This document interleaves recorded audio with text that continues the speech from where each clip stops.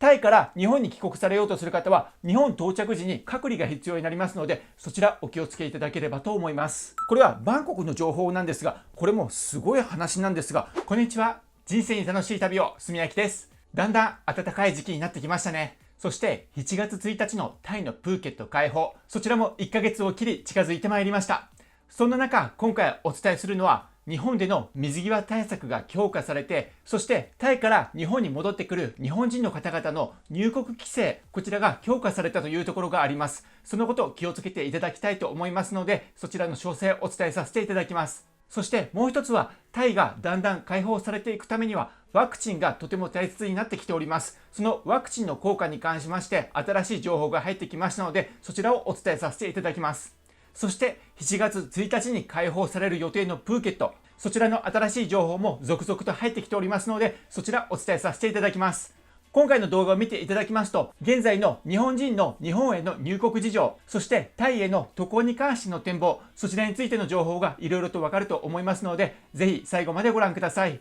こちらのチャンネルでは、海外のこととか、旅のこととか、出入国情報とか、最新情報をいろいろとお伝えしております。刻々と移り変わりゆく海外渡航事情、そういったものも最新情報をお届けしておりますので、よければぜひチャンネル登録してみてください。それではまず一つ目、こちらの外務省のホームページをご覧ください。日本の水際対策が強化された、そういったところになるんですが、どのような点が強化されたのか、そちらをお伝えしていきたいと思います。これはですね、6月1日に強化されたそういったものになるんですが、6カ国に対してそれらの国々から日本に戻ってくる日本人の入国制限、そちらが強化されたというような、そういった話になります。その6カ国なんですが、アフガニスタン、ベトナム、マレーシア、タイ、アメリカ、ドイツになります。アメリカは州が指定されておりますので、こちらにその州を掲載させていただきますので、アメリカから日本に帰国されようと思われる方はご確認いただければと思います。まずこれら6つの国に対してそれぞれの国ちょっとずつ規制内容が異なっております。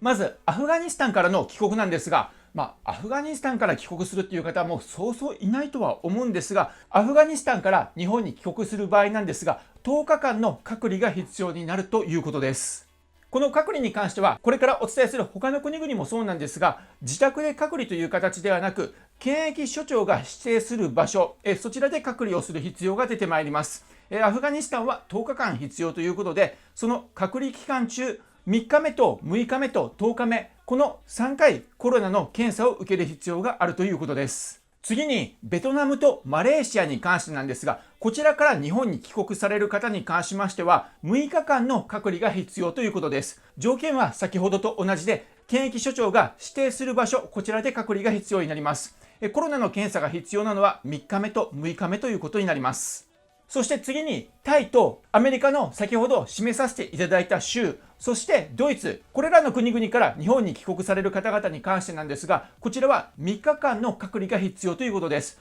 同じく検疫所長が指定しているその場所で隔離をする必要があり、そしてコロナの検査に関しましては3日目に実施をする必要があるということです。特にこのチャンネルはタイに行き来をされていらっしゃる方が多いと思うんですが、タイから日本に帰国されようとする方は日本到着時に3日間の隔離が必要になりますので、そちらお気をつけいただければと思います。それでは次の記事になります。ワクチンの効果に関してなんですが、これがまたすごい数字が出てきました。こちらの記事をご覧ください。イギリスの状況に関してなんですが、イギリスで1日あたりのコロナの死者が0人になったというようなそういった話題でございます。0人になったのは昨年の3月以来ということで、1年と数ヶ月ぶりだということです。イギリス政府は6月1日、新型コロナウイルスによる1日の死者数が0だったと発表をしました。これは昨年の3月にコロナが流行を始めて以来初めてのことで、多い時期には1000人以上が1日で亡くなっていた日もあったんですが、ワクチンの迅速な普及に成功したことによって状況が大きく好転をしたというような、そういった結果になったということです。イギリスでのワクチンの状況に関してなんですが、他の先進国に先駆けて昨年の12月8日からワクチン接種を開始をしました。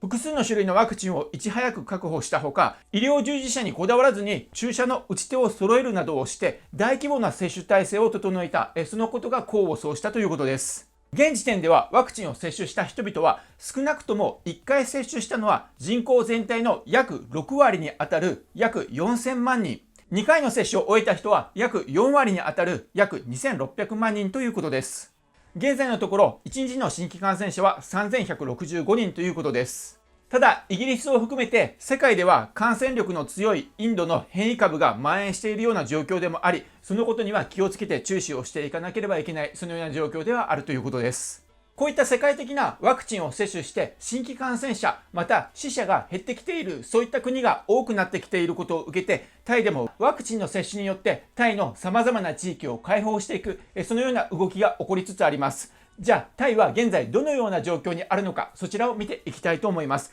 まずこちらなんですが、タイの復活はいつ頃なのか、そういうような記事になります。タイ中央銀行によれば、現在の新型コロナウイルスの感染の第3波の影響などで、タイ経済が回復に転ずるのは2023年の第1四半期にずれ込む可能性がある、そのような発表をしました。第1四半期なので2023年の1月から3月ぐらい、そのような話になると思うんですが、タイ中央銀行の総裁によりますと、先行きは不透明であり、中央銀行としてはタイ経済の回復に当初の予想より時間がかかることもあり得ると考えている、そのように話しているということです。なお、タイ中央銀行はこれまで来年の第2か第3四半期には、要するに来年の春から秋にかけてタイ経済が回復に転ずると、そのような見通しを示していたんですが、その見通しが先にずれ込んだというような、そういった形になります。それでは次の記事になります。これはバンコクの情報なんですが、これもすごい話なんですが、バンコクは7月中にバンコク都民の7割にワクチンを接種する、そのような話になります。タイの保健省の疾病対策局によりますと、政府が6月から全国展開するワクチン接種プログラムでは、7月中にバンコク都民のワクチン接種率 70% を達成すべく、バンコクへのワクチン供給に重点が置かれる予定だということです。これすごい話じゃないですか。この間ワクチンの接種が始まったばかりなのに、もはや来月中には 70% のワクチン接種率を達成するために動いているという、このスピード感ものすごいなと思うんですが、バンコクはそのような計画で7月中というところを目指して進んでいるということです。タイ政府の計画では10月にバンコクを開放しようというような、そういった計画があるんですが、そのための条件としてバンコク都民の7割がワクチンの接種を完了する必要があるということなんですが、それを10月までにではなく7月中に完了させよう、そのような形で動きを始めているということです。またバンコク以外の県については感染状況に応じてワクチンの供給量が決められるということで、タイの保健省疾病対策局長によりますと、バンコクで感染を抑制できなければ他の県でも感染を抑えられない、そのように話しているということです。それでは次の話題になります。マレーシアとタイの話題になるんですが、マレーシア封鎖によってタイは国境警備を強化というような、そういった話になります。タイ南部で国境を接しているマレーシアでは新型コロナウイルスの感染が拡大しているような状況です。5月30日の時点では1日で6999人の陽性者が確認されたような状況です。そんな中、マレーシア政府は6月1日から6月14日までのロックダウンを決定をしました。そういったところでマレーシアのロックダウンによって不法な国境通過でマレーシアからタイに入ってくる、そういった人々が大幅に増加するとタイ政府が予想をしまして、南部国境の警備を強化している状況だということです。タイ南部のナラティワート県では国境97キロを封鎖するために部隊を強化している状況で、またソンクラー県では不法越境が起こりやすい7カ所を発見して重点的に警備を行っている状況だということです。それでは次に7月1日から開放される予定のプーケットの話題になります。こちらの記事をご覧ください。これもすごい数字なんですが、7月1日から観光業再開を目指すプーケットのワクチン接種率 50% というような、そういった記事になるんですね。もはや 50% かというような、そういった話なんですが、プーケットでは7月1日からの観光業再開を実施しようとプーケットを開放するために、プーケットの県民の 70% に新型コロナワクチンを接種させることを目指しております。そしてプーケットの県知事はこのほど同県のワクチン接種率が 50% に達したと、そのことを明らかにしました。プーケットの県民の 70% とは人口でいうと46万6587人になりまして、2回接種するためには93万3174回分のワクチンが必要になるということです。プーケット県ではワクチン接種が病院などの医療機関のほか、大きなスポーツ施設など6カ所で集団接種が行われている状況だということです。